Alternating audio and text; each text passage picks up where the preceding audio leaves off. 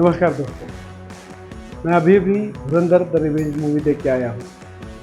ये paid preview show था 5 बजे का, बट जैसे कि आप सब जानते हो कि पहला ही दिन था और कुछ टेक्निकल कारणों की वजह से मूवी तकरीबन 1 घंटा लेट शुरू हुई।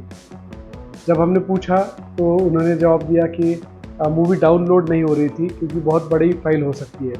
पूरा शो हाउसफुल था, फिर भी लोग शांति से वेट कर रहे थे क्योंकि सभी लोग ये फिल्म देखने के लिए उत्साहित थे। तो इस तरह से 1 घंटा देरी से हमारा शो शुरू हुआ। दोस्तों, ये फिल्म नहीं है, ये है पूरे भारत की हिस्ट्री। हाँ, एक तरह से कहा जाए तो ये भारत की हिस्ट्री है गए 20-22 सालों में। जो भी इवेंट इस फिल्म में हमने देखे हैं 1999 से, जो कि कंधार हाईजैक का हुआ था, जो पहले फिल्म में दिखाया था, फिर उसके बाद में 2008 की घटना हो या उसके बाद होने वाली बहुत सारी घटनाएं हैं। तो ये घटनाएं किस तरह से हुई ये फिल्म में हमने देखा, पर हमारी इंटेलिजेंस एजेंसियाँ किस तरह से दुश्मन देश में जाके काम करती है, जिसके बारे में हमें जनरल पब्लिक को पता नहीं होता है। हमें लगता है कि लोग क्या ही करते होंगे देश के लिए, बट वो जो काम है, वो जो जज्बा है, वही इस फिल्म में दिखाया गया है। तो जहाँ पे पार्ट 1 ख़त्म होता है रहमान डकैत की मौत के साथ में, उसके बाद में हमें पता चलता है कि हमज़ा अली मज़ारी ये जसकीरत सिंह रांगी है। तो ये फिल्म शुरू होते हैं जसकीरत सिंह रांगी की बैक स्टोरी से।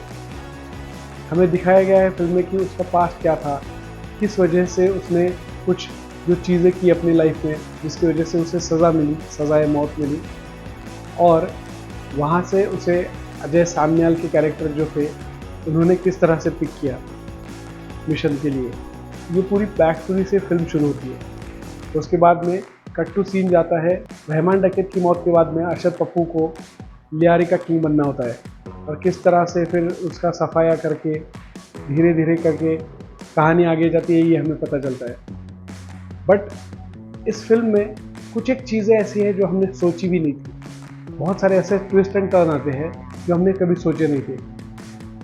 अगर पहली फिल्म से कंपेयर किया जाए तो ये फिल्म डेफिनेटली थोड़ी अलग ट्रैक पे चली जाती है, जो कि हम कह सकते हैं कि एक थोड़ा सा इमोशनल ट्रैक इसमें ज़्यादा है क्योंकि वो कहानी की ज़रूरत भी है। बट वो ट्रैक को बाद में पीछे छोड़ के फिल्म धीरे धीरे वापस से उन्हीं घटनाओं पे आती है जहाँ से वो आगे बढ़ती चली जाती है।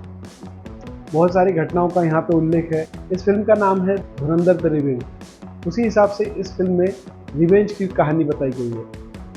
ये रिवेंज की कहानी सिर्फ जसकीरत सिंह रांगी की नहीं है, इस फिल्म में रिवेंज है जसकीरत सिंह रांगी का भी। एक तरह से देखा जाए तो उज़ैर बलोच का भी रिवेंज इसमें दिखाया गया है। उसके आगे हम जाके देखते हैं कि अजय सान्याल के कैरेक्टर ने भी रिवेंज एक तरह से लिया है, और अलग अलग तरह से। और फिर बलोचों का एक एंगल है, वो भी आप देखो, बहुत इंटरेस्टिंग कहानी है। कहानी ज़्यादा मैं रिवील नहीं करूँगा क्योंकि वो थिएटर में जाके उस तरह से देखने में ही मज़ा है। अगर गवर्नमेंट सच में कुछ करना चाहे तो गवर्नमेंट क्या कर सकती है और देश के नागरिकों को किस तरह से बचा सकती है। तो ज़्यादा मैं स्पॉइलर दूंगा नहीं क्योंकि वो फिल्म देखने में ही मज़ा है। और फर्स्ट डे फर्स्ट शो हमने जो देखा, फर्स्ट प्रीमियर शो जो हमने देखा, वो एक अलग ही एक्सपीरियंस था। पूरा थिएटर खचाखच भरा हुआ था, लोगों की भीड़ थी। जहाँ पे भारत का उल्लेख आता है एक अलग तरह से, लोग तालियां बजा रहे थे, सीटियां बजा रहे थे। भारत की जय जयकार का भी एक मौका आता है जहाँ पे लोगों ने वो छोड़ा नहीं और भारत की जय जयकार भी की। तो ऑल एंड ऑल जहाँ पे ज़रूरत थी, लोगों ने बहुत अच्छी तरह से उस फिल्म का स्वागत किया।